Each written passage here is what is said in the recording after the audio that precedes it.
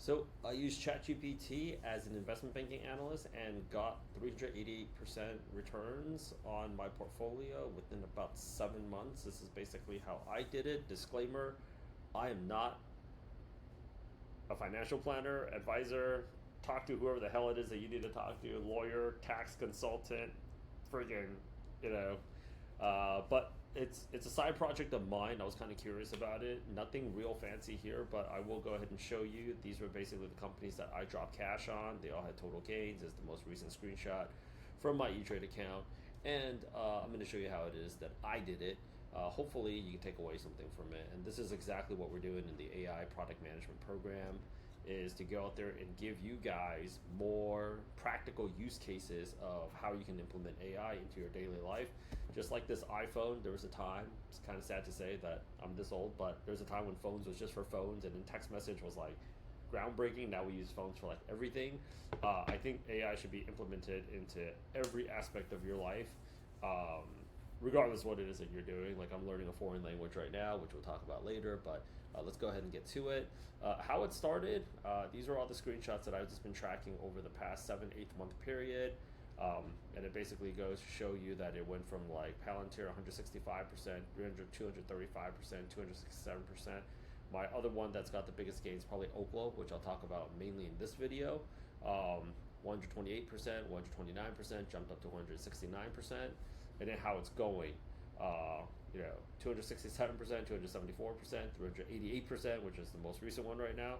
Oklo is 159%, 173%, and then it's back down to 90%. But as you can basically see, I'm still operating in the green, so I must be doing something right. All in all, though, I do have some losses. These are just my wins. But I do have some losses, but if like I did it, the losses that I actually do have is from me not using AI, ChatGPT or AI. The gains is actually from ChatGPT. So let me go ahead and actually talk to you. Before we go out there and get started, this is actually why in the AI product management program, I really urge people to really spend a lot of time on developing good prompt engineering skills. And oh, this is a typo here. Too much winning. Protect yourself with that. This is absolutely a typo here. That doesn't mean anything. But you know, this is a brain scan of the people like that are using ChatGPT versus without a ChatGPT. Like you're actually dumber using ChatGPT like a lot, even though I'm here actively promoting a course where we're talking about ChatGPT and AI and stuff. But you keep on using your brain, people, because it's all about if you're asking the right questions, like you're going to get better answers, right? So let's go ahead and get started. The anatomy of like a good prompt, this is actually from one of the top level people from OpenAI, is like, this is the goal, I want what, this is like the return format, these are the warnings, this is the context dump. I'll include all the prompts that I basically use, how I actually wrote them up about 7 to 8 months ago, and then you can go out there and see it for yourself. But I urge you to go out there and try your own thing out too. But my background and my origin story, I don't create finance content. I am like a glorified recruiter turned resume writer turned career coach. I mean, fucking A, I'm not even a product manager. I never was a product manager. But yet I got all these people product manager jobs, right? But the background is like, well, I think one of the best ways to go out there and weaponize AI for profit is just tracking, like, what are your daily activities and, like, what are you the most annoyed doing? Because anything that you're annoyed with that's not worth your time shouldn't be on your freaking schedule, period. So I personally, I average about 7 hours a week just kind of researching stock picks. I wouldn't say like I research actively to pick out a stock, but I am very interested in like what stocks are going up, what stocks are going down. You guys know my brand. I've made a little bit of money, but I have zero trust with financial advisors. I don't come from like a finance background like a lot of my friends from New York. I'm not wealthy enough.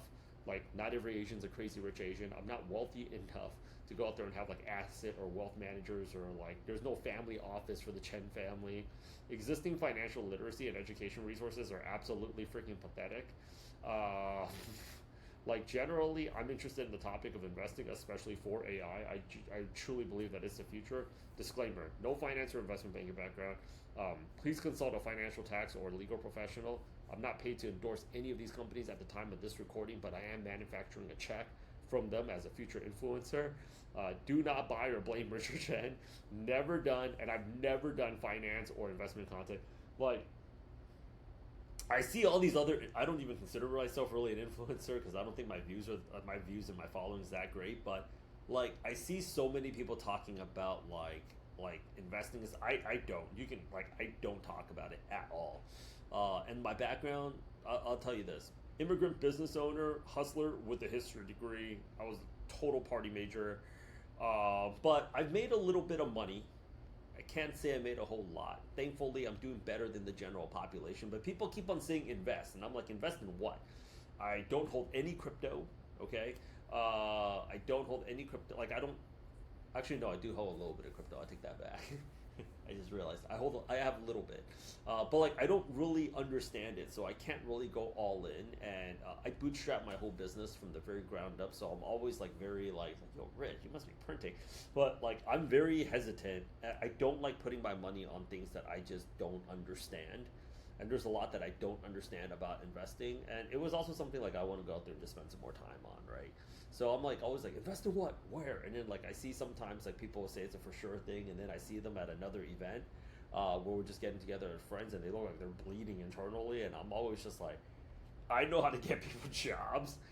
I'm just gonna stick with just getting people jobs, you know. Like it's despite my demeanor, I have very low threshold for risk. So how I started, I engineered the following prompts with the following framework, and I screenshotted. Obviously, the ChatGPT brain scan is like I'm asking the questions as best as I can, and here's another thing that I want to throw out there. Program right now is currently at $7,000. Reach out to me directly, and I will pop out a $1,000 referral fee for the people that successfully enroll in the AI product management program. But with that said, my first prompt was basically this, and this is from 7-8 months ago, mind you, right? I want to profit from investing in AI companies or industries AI is dependent on to scale. I only have, let's just say, I'm going to throw out there $1,000 to $5,000 to invest, and I do not want to assume a high risk. So I want to diversify my portfolio. That was my actual prompt. And can you provide me with a list of companies and industries I should be looking into? And it gave me a list of companies, and it gave me a list of industries, and it said like energy, chips, nuclear energy, data center, cybersecurity. And I was just thinking to myself, okay, based upon I'm not that smart, but I'm also not that dumb either, right? I'm just like, so should I just cut it all up evenly and just pop it in here? And I was like, so, okay, aside from this, what other things should I be looking for? Because I don't know what it is that I don't know. So I've seen things like look at their P&L, look at their market cap, look at all these other different, essentially financial metrics and things that I cheated on when I was in school, right? I don't know what they mean. I can look it all up, and I did, and it's like, but okay, let's just assume they got all this shit right. What other things should I be looking for that I don't even know that I should be looking for? And it comes back to having good prompt engineering, because you ask the machine better questions, you'll get better answers. As government affiliation of bypass regulation, it had a whole freaking response on that. And I kind of took that and I ran with it, and I was like, how long should I wait to see a return? It's like 6 to 18 months. So I came up with a list of companies, and I was like, okay, so I thought this nuclear thing, I didn't like just go all in nuclear, but it was the first one. I was going to go out there and research basically all that stuff, but I thought the nuclear energy one was the most interesting, and it was also the one that I did first. So when I was researching it, I researched nuclear energy, and I did research a little bit about cybersecurity, which is hence in another video. If this is something that you guys want me to create more content on, I'll do one on Palantir. But it talked about nuclear energy, why tech is dependent on nuclear energy, why AI is dependent on nuclear energy, and then basically all these other things about nuclear energy. And I decided to do a little bit of digging. And that's when I created an extra few prompts, but I came across this one company called Oklo. And there is, just to let you know, almost every tech company right now is betting on some kind of like nuclear thing, right?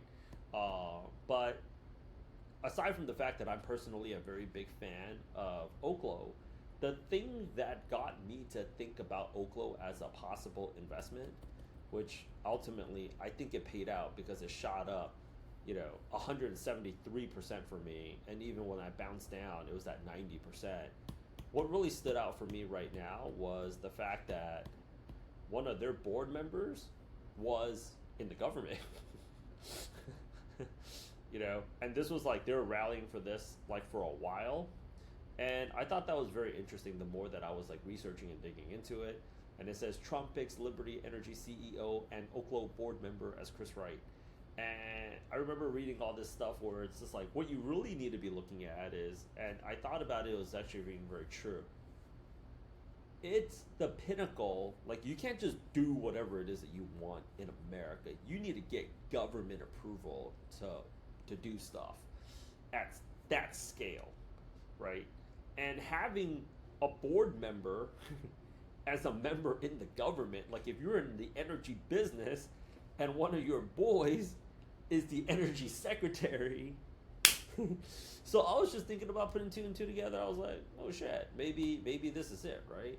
So the U.S. Department of Energy, and I was like, the more research I was doing into it, this is back in like October. U.S. Department of Energy signs off on Oklo fuel fabrication facility design concept, and I was just thinking like, huh.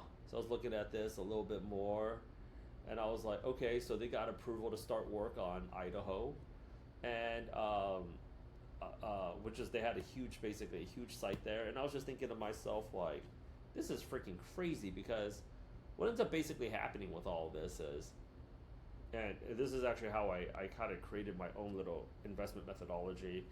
I'm pretty sure it already exists, but to me it was like just I don't have any contact with this world at all.